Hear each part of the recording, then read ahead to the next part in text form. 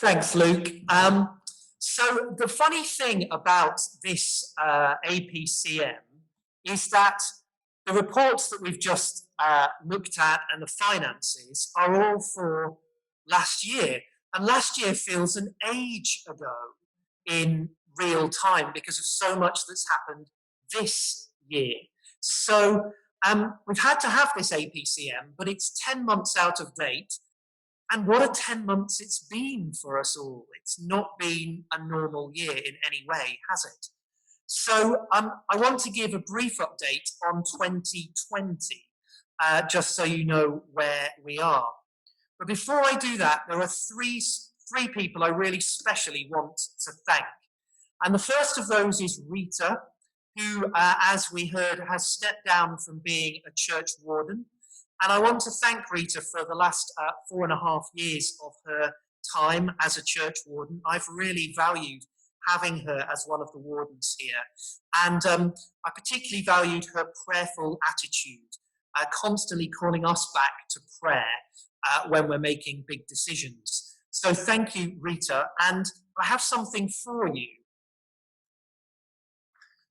These are for you, Rita, but obviously I'm going to have to come round to your house and give them to you. So later on, look out for a knock on the door. It'll be me with a bunch of flowers. So on behalf of everyone, thank you for your time as a church warden.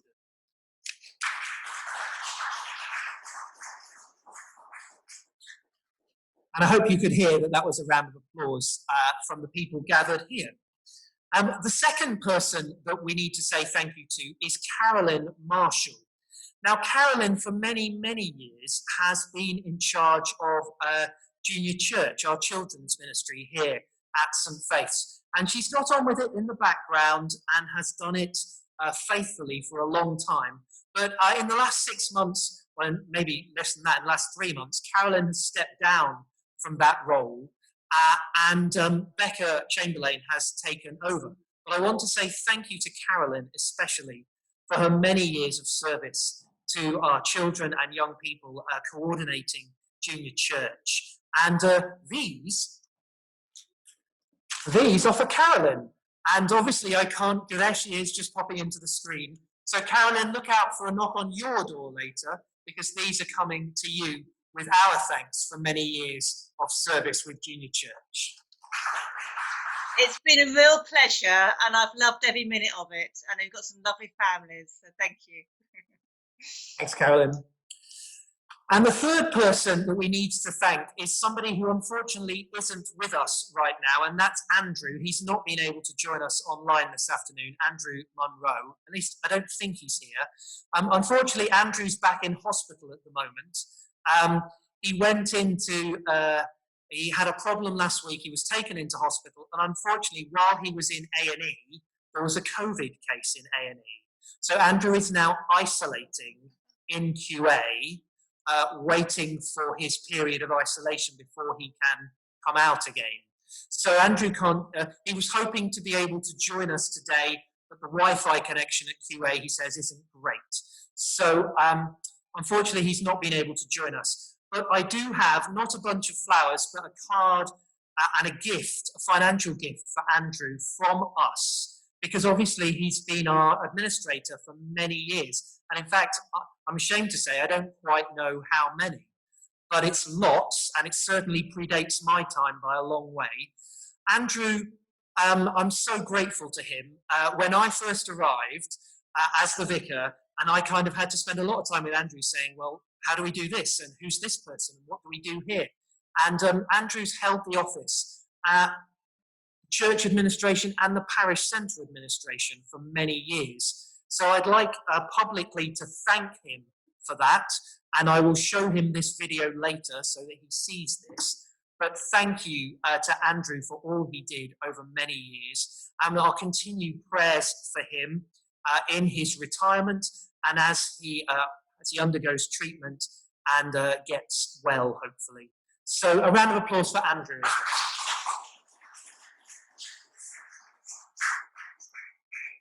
And as soon as I can go and see him when he's back home, I will go and give him his card and his gift from us. So thank you to everyone who contributed to that.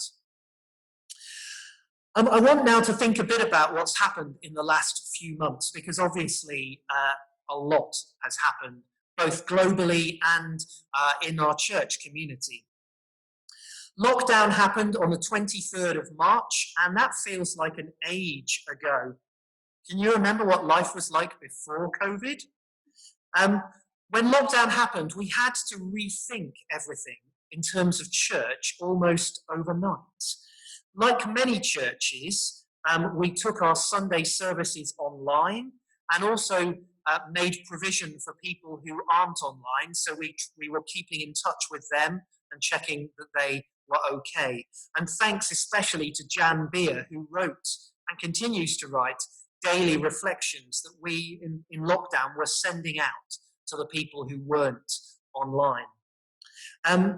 Unlike many churches, we carried on with our 3 morning services. Many churches who had multiple services decided when they went into lockdown that they were just going to do 1.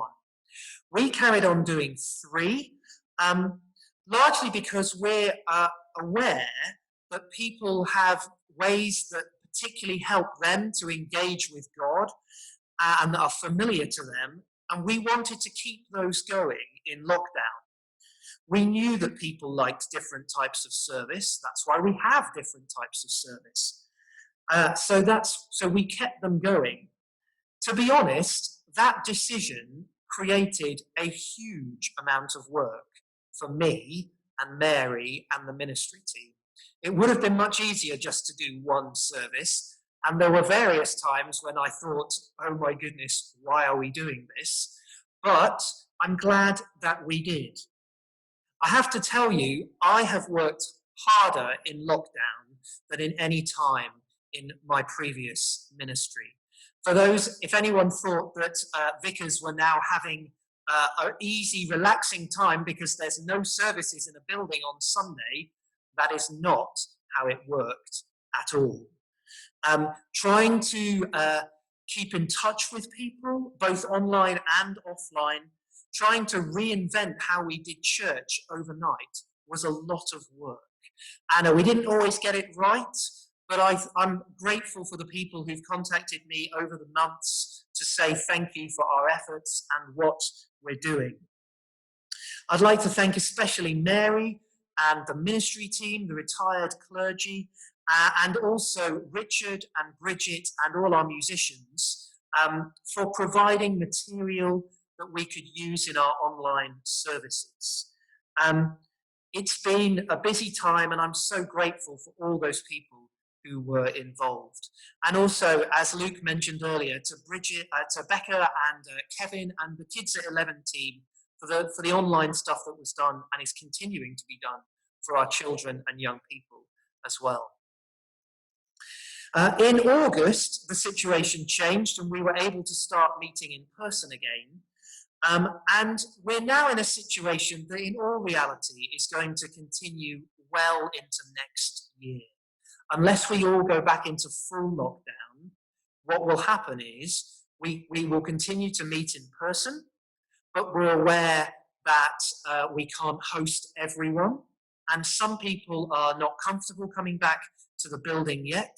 So while we have in-person services, we also are continuing to do things online for those who can't come in person.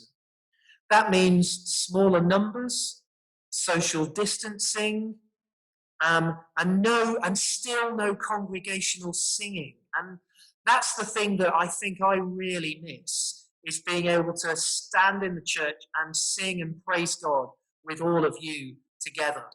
Obviously, the choir can sing at the parish Eucharist, which is brilliant, and we have music at Sundays at 11. But not being able to join in congregationally singing there's something really missing there, isn't there? And I look forward to that first Sunday when that's allowed again. I think that will be a wonderful, wonderful moment. So we intend to continue doing what we're doing at the moment with our 3 morning services in person and online as well, so that people can join in either in the church or where they are. Now, the reality is that we're coming into a season now where normally we would have some very large services in the church. Our annual service of remembrance and thanksgiving, which takes place in November, and all our Christmas celebrations, which are often very large services. These can't happen in the same way this year. And we're trying to work out at the moment how we can do what we can do in person and what we have to do online. Our service of remembrance and thanksgiving, where we invite the families of those who have recently died to a service, to remember them and to give thanks. That almost certainly will be an entirely online service this year.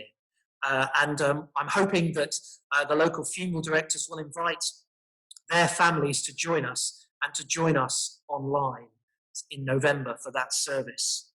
Christmas will probably be a mix of in-person and online events. I can't imagine us trying to do a carol service where we say to the congregation that they can't sing. I just think that won't really work. So it's likely that our carol service will be an online service where we will encourage people to sing to their heart's content along with the carols at home. The other services at Christmas might be a mix of in-person and online. I hope to do some Christingle services in person, but they'll have to be smaller than usual, and we might have to do a good number of them to get everyone in. So we're working on our plans at the moment, but to be honest, I'm not really going to plan for Christmas until early November, when we have some idea what the state of the country might be when we get to Christmas itself. None of this is as I would want it to be, in the sense that I am the leader of a Christian community that at the moment can't meet as we would like. I find it, I have to say, deeply frustrating that we're in this position, but there are good reasons for why we have to stay socially distant and do all these other things. As a scientist, I understand that fully. So it's just tricky trying to run a church and encourage a church community when we can't all physically be together. So I'd like to take this opportunity to ask you, as the church community, to make a special effort to look after one another at this time. I don't want anyone to be forgotten. And the reality is we're a big church, and actually I can't physically be in touch with everyone all the time. But together we can cover everyone. Together we can be in touch with one another, to check people are okay and to find out if they need any help. So please do continue to look after one another at this time. It's not an ideal time, as I've said, but we're trying to do things to help at that in this. So, for example, our prayer course, which starts this week on Wednesday and Thursday evenings, is a great opportunity, even though we can't be physically together, to talk and meet online to talk about prayer and different ways of praying and to learn together. So I really do commend the prayer course to you. If you would like to join us online and you've got online access, then please do be in touch over the next couple of days about joining in with the prayer course. There's information in this week's fortnightly notes, and it's also on our website as well. And if you're worried because you've never used Zoom before, well, those of you who have joined today are obviously using Zoom. It'll be Zoom that we're using for the course itself. Have a go, come and join us, and come and use this opportunity to grow in your faith, even though we're in lockdown. So do think about the prayer course this week.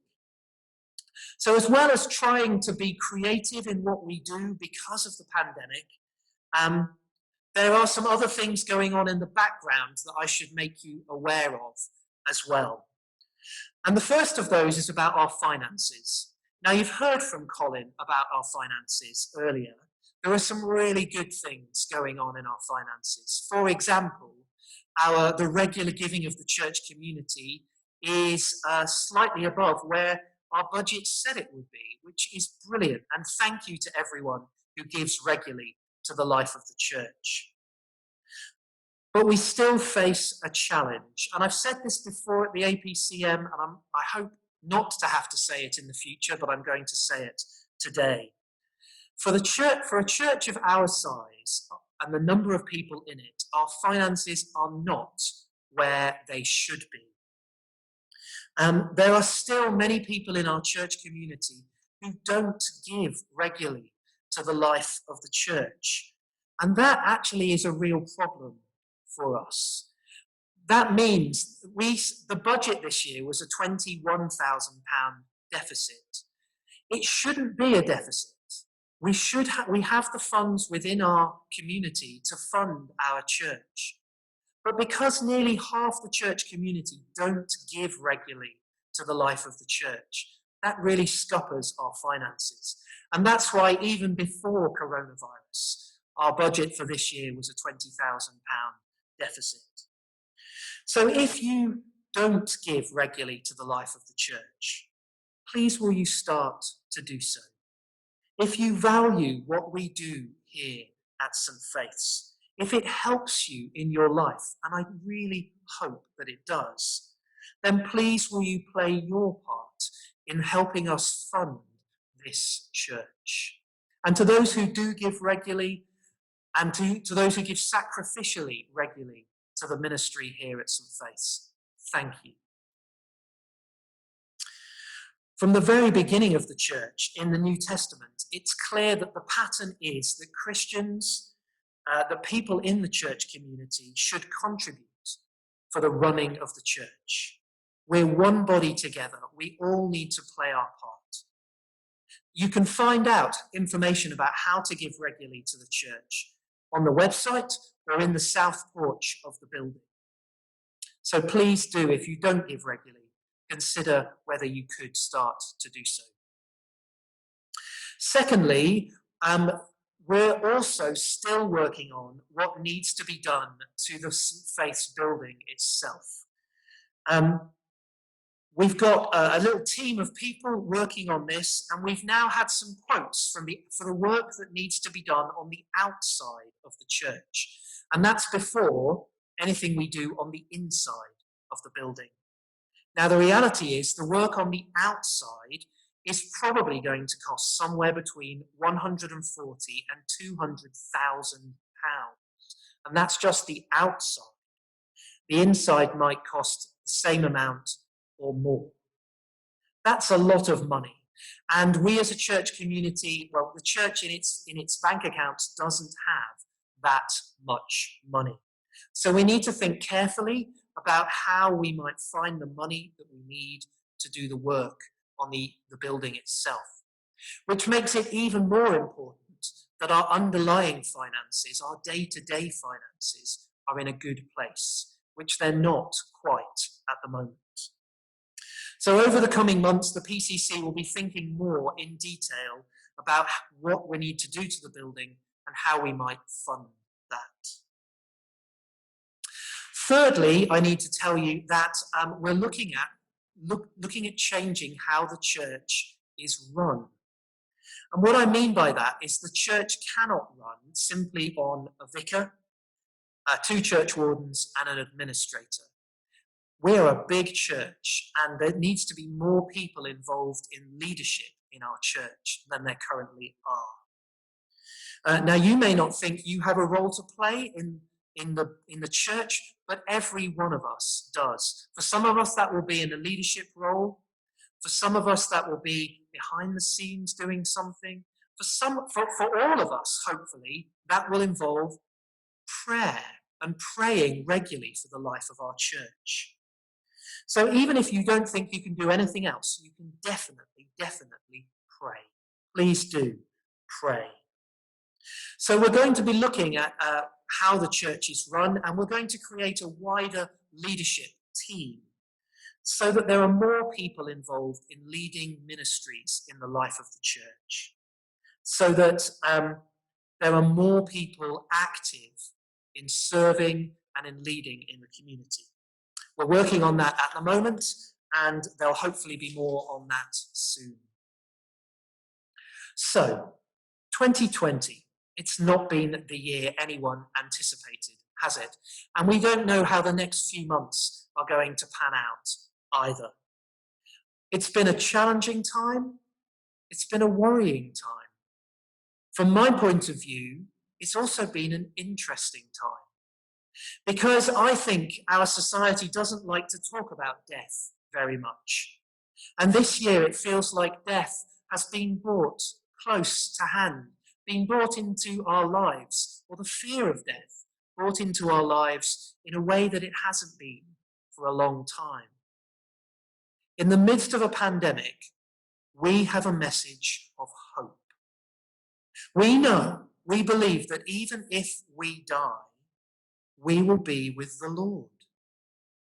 We know there's more to life than the here and now, that this is not all there is. And now I want to encourage you, now more than ever, we should be holding out that message of hope to our world, to those around us, to our families and our friends. I hope that you are talking to the people around you about the hope that you have in Jesus. We know that the pandemic does not have the final word. Jesus does. That's the hope we find in the gospel. Jesus has died, but also rose again. And that secures our hope for the future.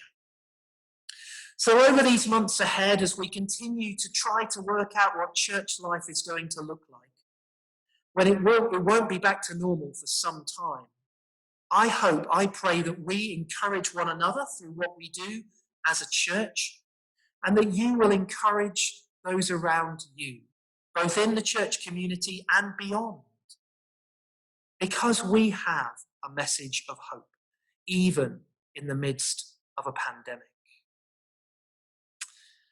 That ended up a bit like a sermon, didn't it? It didn't mean to. That's where we are as a church at the moment. That's some of the things that are going on. There's an opportunity now. If anyone has any questions to ask me, now's your time to do it.